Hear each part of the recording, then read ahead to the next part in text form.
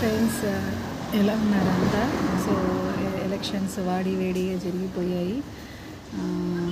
Result అయితే announcement వచ్చేసింది. నారా చంద్రబాబు నాయుడు గారు గెలిచారు.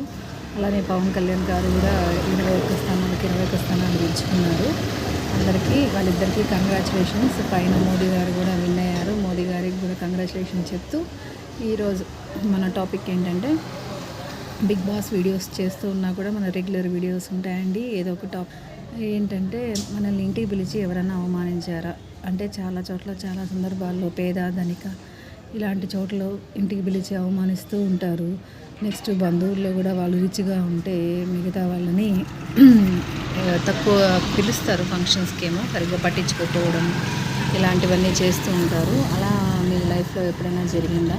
జరిగితే ఏం లేదండి, సింపుల్గా అలాంటి వాళ్ళని దూరం పెట్టి కసితో పట్టుదలతో మనం సాధిస్తే అదే వాళ్ళకి మనం ఇచ్చే ఒక లెసన్ అన్నమాట, వాళ్ళకి పాఠము.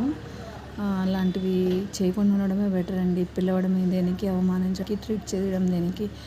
మోస్ట్లీ మన ఫ్రెండ్స్లో చేయరు, కానీ అలాగా రిలేటివ్స్లో అయితే బాగా ఉంటుంది. అట్లా ఇంటికి పిలుస్తారు, సరిగ్గా పట్టించుకోరు. ఇంటికి పిలిచడము, ఫస్ట్ రోజు బాగా చేస్తారు, నెక్స్ట్ రోజు ఇది అవుతుంది, థర్డ్ డే టోటల్గా ఇది అవుతారు. అలా కాకుండా అట్లా వాళ్ళ ఇంటికి వెళ్ళి అవమానపడడం కంటే వెళ్ళకుండా ఉండడమే బెటర్ అని నా ఒపీనియను.